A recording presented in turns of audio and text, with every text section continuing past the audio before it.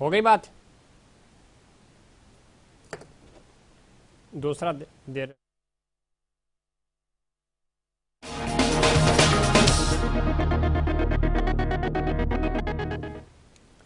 Programme में एक बार फिर खुश आमदीद। बात हो रही थी आम इंतखाबात कब होंगे, इलेक्शन कमीशन तारीख कब देगा और सियासी जमातों के जो तहफ़्फ़ुज़ात हैं उसके ऊपर। तो उस्मा कारदार साहब हमारे साथ मौजूद हैं, सीनियर रहनुमा है पाकिस्तान मुस्लिम लीग नून की। और उस्मा किस तरह देखती हैं, एक तो पाकिस्तान पीपल्स पार्टी की तरफ से तनकीद की जा रही है और आज बिलावल भुट्टो ने आपका नाम तो नहीं लिया, लेकिन वो कह रहे हैं कि बड़ी अजीब बात है कि एक जमात इलेक्शन की तारीख दे रही है, इलेक्शन कमिश्नर को खुद नहीं पता कि इलेक्शंस कब होंगे, लेकिन जमात को सब पता है। साथ ही साथ वो ये कह रहे हैं कि उनके मनपसंद फैसले किए जा रहे हैं, लेवल प्लेइंग फील्ड मांग रहे हैं बिलावल भुट्टो जरदारी भी। ऐसा क्यों तासुर आ रहा है कि शायद चीज़ें जो है वो मुस्लिम लीग नून की तरफ टिल्ड हैं या कोई मैच फिक्स किया जा रहा है?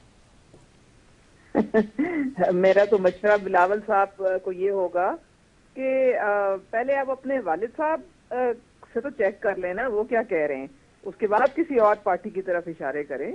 उनके वालिद साहब भी ये कुछ इसी तरह की बातें सुनने में आ रही हैं कि मईशत को पहले संभाला दें उसके बाद इलेक्शन करें।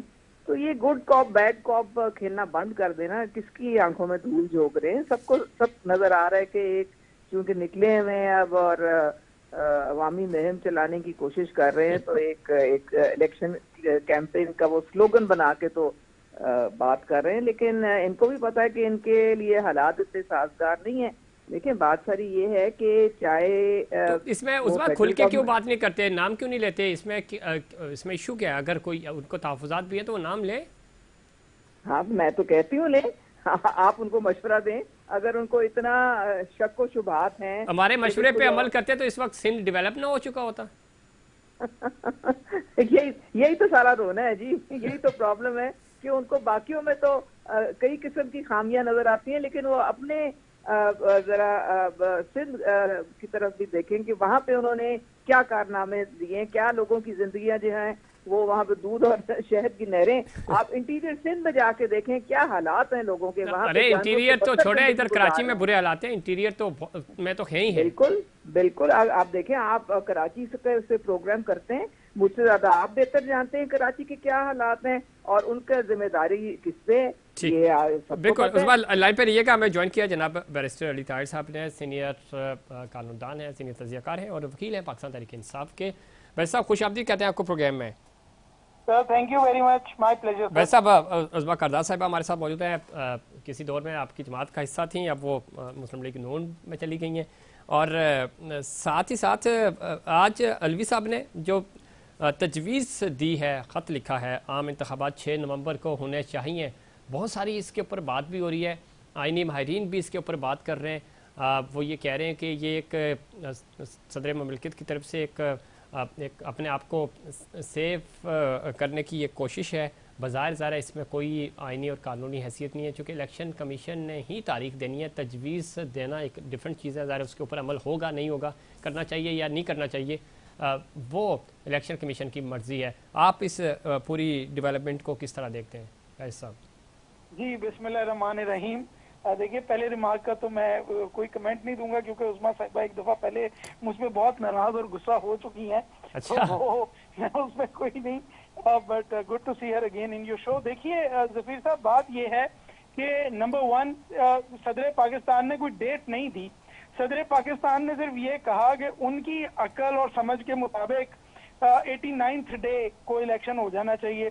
वो उन्होंने 6 नवंबर जो है वो गालबन 6 नवंबर है, मैंने बड़ा माइन्यूटली उसको पढ़ा है, दे दी। लेकिन उन्होंने कहा कि अनाउंस जो है वो इलेक्शन कमीशन करे सुपीरियर कोर्ट से पूछ के। तो सुप्रीम कोर्ट ऑफ पाकिस्तान से बड़ी सुपीरियर कोर्ट तो इस पाकिस्तान में कोई नहीं है जफीर साहब। और सुप्रीम कोर्ट ऑलरेडी ये कह चुकी है कि 4 अप्रैल के अपने फैसले में कि 90 दिन में इलेक्शन कराएं और प्रेसिडेंट डेट दे। और वो पंजाब असेंबली की हद तक थी, लेकिन पंजाब असेंबली के इलेक्शन नहीं हुए थे। तो मैं कोई ज्यादा कंट्रोवर्शियल बात नहीं करना चाहता, लेकिन वो एक जानवर होता है जो धोबी का होता है, वो ना घर का होता है ना घाट का होता है, और अंग्रेजी में उसे कहते हैं नाइदर हेयर नाइदर देयर, ना इधर के रहे ना उधर के रहे। तो प्रेसिडेंट साहब ने बड़ी एक बीच की लाइन में पकड़ी है और उन्होंने कहा कि इस डेट पे इलेक्शन होने चाहिए। लेकिन जी इलेक्शन कमीशन करा दे तो करा दे, ना कराए तो प्रेसिडेंट साहब की जो खुद ड्यूटी है आर्टिकल 48 सब आर्टिकल 5 के तहत, वो उन्होंने एब्डिकेट कर दिया। और मैं बैरिस्टर साहब, ये इंतहाई संगीन है। बैरिस्टर साहब, ये जो पॉइंट आखिरी आपने कहा ना, यही कुछ अंडरस्टैंडिंग है हमारी भी कि सदर ने, आप भी जानते हैं कि कहाँ से प्रेशर आ सकता था, कहाँ से क्या हो सकता था। उन्होंने पहले ही एक बिटवीन द लाइन उन्होंने अपना एक मैसेज दे दिया कि भाई दैट्स इट, मेरी आईनी जिम्मेदारी हो गई पूरी, अब आपकी मर्जी, इलेक्शन कब होंगे, कैसे होंगे। क्योंकि पंजाब में तो हमने देख लिया था कि कोई उसने के ऊपर अमल नहीं हुआ सुप्रीम कोर्ट के कहने के बावजूद भी। जी बिल्कुल, और मैं तो सरप्राइज हूं कि देखिए प्रेशर तो हम सबको पता है, प्रेसिडेंट साहब को भी वही प्रेशर था जो अभी सेनेटर वानबाज बप्पी को आया था, जब उन्होंने गुमशुदगी से वापस आते ही जो है प्रेस कॉन्फ्रेंस की, सियासत ताल्लुकी का जो है किया, तमाम पीटीआई के लीडर्स जो हैं वो भाग गए जो इक़्तिदार के मजे लेते थे। तो वही प्रेशर जो है वो प्रेसिडेंट साहब भी फील कर रहे हैं। जाहिर है प्रेसिडेंट साहब चूंकि खुद एक प्रेस कॉन्फ्रेंस नहीं कर सकते, प्रेसिडेंट है जाहिर है, और इज़हार ताल्लुकी नहीं कर सकते सियासत से, तो उन लोगों को दूसरी तरह का प्रेशर मिला। और उसमें उन्होंने सबसे पहले तो ये धोखा, और मैं समझता हूँ to be very honest, please मेरी बात का माइंड ना करिएगा, लेकिन गद्दारी उन्होंने की कि ऑफिशियल सिगरेट्स एक्ट और आर्मी अमेंडमेंट एक्ट जो है वो ऑब्जेक्शन लगा के अपने पास ही रखे रहे, और जब वो जो है वो डीम टू बी असेंट हो गए तो उसके बाद उन्होंने ट्विटर के ऊपर जो है वो एक स्टॉर्म स्टार्ट कर दिया जी कि मैंने तो कहा था कि वापस भेज दो, और उसी के अंदर अंदर ये भी मान लिया कि अब तो लेकिन ये कानून बन गए हैं। यही इन सदर साहब ने आज भी किया है। लेकिन मैं ये समझता हूं कि जो सदर आरिफ अलवी साहब हैं वो विद ऑल ड्यू रिस्पेक्ट शायद वो कराची के मेयर भी नहीं बन सकते थे अगर इमरान खान साहब ना होते तो ये इमरान खान साहब का ही था कि वो आज सदर पाकिस्तान है। मेरा ख्याल है इस मौके पे आके प्रेसिडेंट होते हुए जब उनको कोई हाथ नहीं लगा सकता, उनको कोई गायब नहीं कर सकता, जब वो अरेस्ट नहीं हो सकते, जब उनको डंडे नहीं पड़ सकते, जब उनको जो है वो जो है उनकी खून को लिया नहीं जा सकता उनकी कस्टडी से, इस स्टेज पे आके आरिफ अलवी साहब ने एक छुरा घोपा है। और मैं तो इस बात को इधर ही मैं अपने रिमार्क को खत्म करूंगा। वैसे ये तो आप बहुत बड़ी बात कर रहे हैं, लेकिन मैं इसकी तफसीलात में नहीं जाऊंगा। दूसरी तरफ बिलावल भुट्टो साहब शिकवा करते हुए नजर आए, अभी उस से भी हम बात कर रहे थे, उससे पहले सेनेटर निसार अहमद खोड़ो साहब भी मौजूद थे कि लेवल प्लेइंग फील्ड मिलनी चाहिए। क्यों ये एक नैरेटिव बिल्ड हो रहा है कि शायद जो अब हवाएं चलेंगी वो नून लीग की हैं, मौसम नून लीग का आ रहा है, और इसी वजह से राणा साहब कह रहे हैं कि फरवरी में इलेक्शन होंगे। बिलावल भुट्टो साहब बुरा मान गए, उन्होंने कहा कि पीडीएम की जमात जमहूरियत मिसाक जमहूरियत के हक में नहीं है, और ख़ास तौर पे उन्होंने नाम तो नहीं लिया मुस्लिम लीग नून का। उनका बड़ी अजीब बात है कि एक जमात इलेक्शन की तारीख दे रही है लेकिन इलेक्शन कमीशन को खुद नहीं पता कि इलेक्शन कब होंगे। जी जफीर साहब, आपको पता है कि मेरी बिलावल साहब से मुलाकात हुई थी तकरीबन कोई 2 हफ्ते 2.5 हफ्ते पहले जी। और उधर उस महफिल में और भी लोग मौजूद थे, उन्होंने इसी बात को रिट्रेट किया कि इलेक्शन जो है वो 90 दिन में होने चाहिए, और उन्होंने वहां पर मौजूद तमाम लोगों से ये भी कहा कि असल इलेक्शन जो है वो पीपल्स पार्टी और पीटीआई के बीच में होगा। अच्छा। तो वो बड़े क्लियर थे इस बारे में कि फ्री एंड फेयर इलेक्शंस जो हैं वो इस मुल्क में होने चाहिए। अब जाहिर है वालिद साहब ने उनके एक अलग स्टैंड लिया है और बिलावल साहब एक अलग स्टैंड ले रहे हैं। वालिद साहब कह रहे हैं कि जब तक मिशत ठीक नहीं होती तो ठीक है, जाने दें इलेक्शन को थोड़ा सा आगे।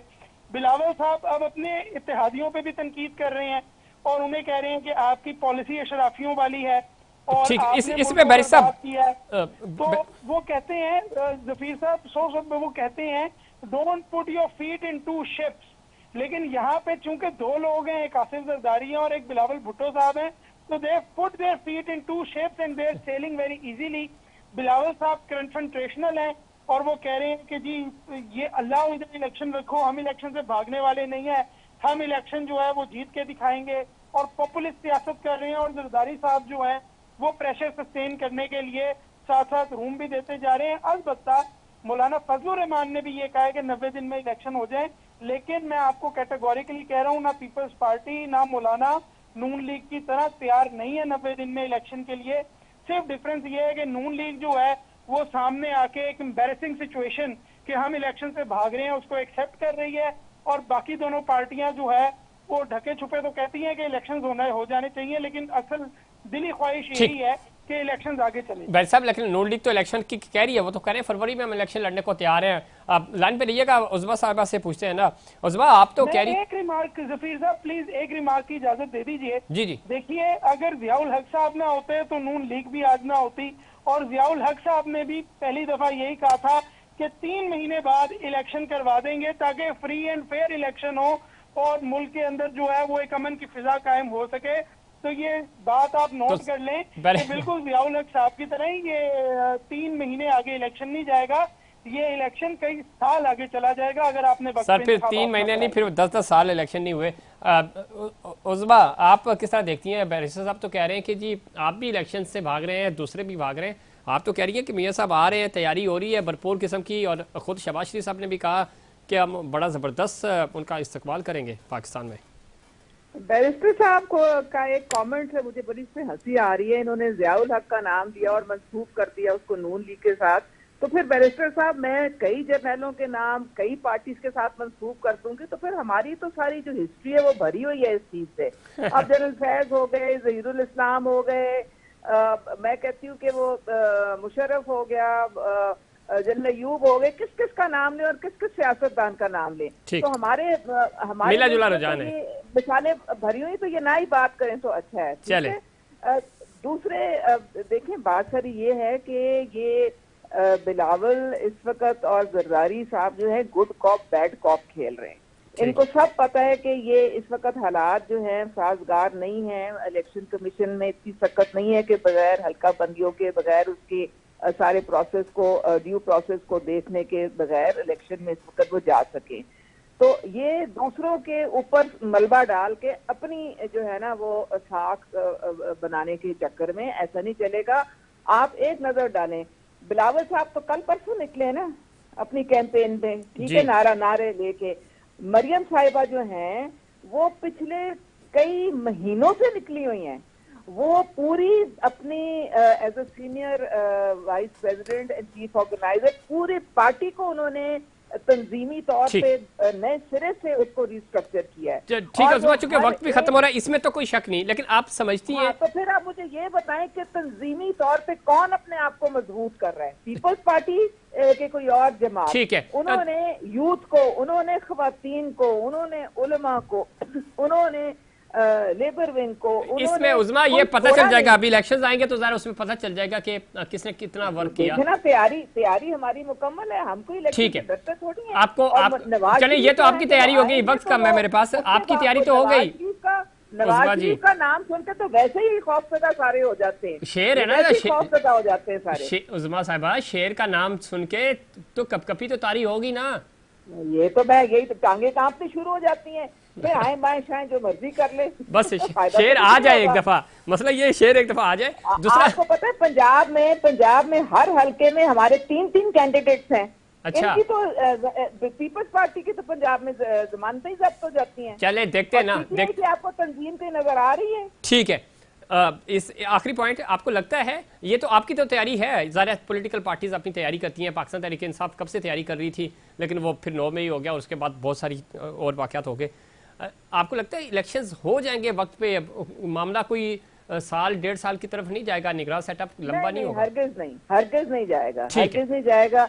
ये सब अफवाहें हैं, ये कयास आ रही हैं। चले अल्लाह करे कि ये अफवाहें ही हों। इलेक्शन कमीशन ने सिर्फ 1-2 महीने मांगे हैं, ठीक है, तो कोई क़यामत नहीं आ जाएगी अगर। चले वो तो ठीक हो गया ना, अगर 1-आध महीने या 4-6 महीने में भी हो जाते हैं, कोई परवाह नहीं। 1 महीना है, ये पता नहीं कौन लोग हैं जो इस तरह की अफवाहें। चले ठीक है, बैरिस्टर साहब गुफ्तगू आपने सुनी, शेर आ रहा है और शेर अभी तो लंदन में है, और जब वो लाहौर आएगा तो कभी तारी हो जाएगी, कांपे टांग जाएंगी तमाम अपोजिशन जो मुस्लिम लीग नून के खिलाफ जमातें। किस तरह इस कमेंट को देखते हैं? और दूसरा, इलेक्शंस आपको लग रहा है कि वाकई में 6 महीने के अंदर अंदर हो जाएंगे?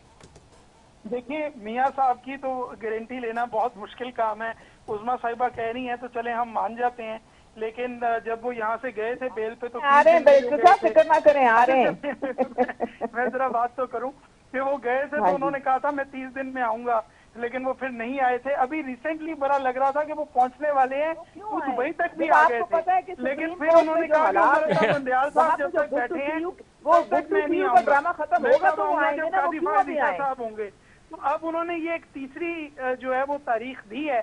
अब देखते हैं कि वो वाकई आते हैं या वो नहीं आते, वो तो पता लगेगा। लेकिन मैं ये समझता हूँ कि तमाम सियासी जमातों को बाशमूल पाकिस्तान तहरीक इंसाफ, पाकिस्तान मुस्लिम लीग नून और पाकिस्तान पीपल्स पार्टी, तमाम को लेवल प्लेइंग फील्ड मिलनी चाहिए। इलेक्शंस कराएं, 90 दिन में इलेक्शन कराना कॉन्स्टिट्यूशनल मैंडेट जो है वो है। और अगर आप ये कहें कि क़यामत नहीं आएगी तो आइन टूटने से ही क़यामत आती है। और ये बात हमने मियां नवाज शरीफ साहब के मुंह से ही सुनी है। उन्होंने कहा था यूसुफ रजा गिलानी घर जाओ, ये इंसानों की बस्ती है, हैवानों की बस्ती नहीं है। जिन्होंने तो इंसानों की बस्ती आइन के मुताबिक सारा ड्रामा तो वहां से शुरू हुआ, सारा जो गैर आईनी जो सारा क्राइसिस था। चले खैर जब उन्होंने पूरा रीराइट किया, वक्त खत्म हो गया मेरे पास भाई साहब आपका और उसमें आप दोनों मेहमानों का बहुत शुक्रिया। इलेक्शंस वक्त पे होने चाहिए और ज़रा आइन और कानून की पासदारी करनी होगी तमाम स्टेक होल्डर्स को। और जो बैरिस्टर साहब भी बात कर रहे थे कि मियां साहब ने भी उस वक्त कहा था कि आइन सबसे ज़्यादा मुकद्दम है और उसको फॉलो करना चाहिए, उस पर बात होनी चाहिए। आइन और कानून की हुक्मरानी होगी तो इंसाफ होगा, इंसाफ का बोलबाला होगा और जमहूरियत भी आगे बढ़ेगी। सियासी इस्तेकाम आएगा तो ज़रा माशी इस्तेकाम भी होगा। यह था हमारा आज का प्रोग्राम। उम्मीद करता हूँ देखिए प्रोग्राम की तरह आज का प्रोग्राम भी आपको पसंद आएगा। मुझे इनसाइड पाकिस्तान की पूरी टीम को दीजिए इजाज़त। अल्लाह के बाद।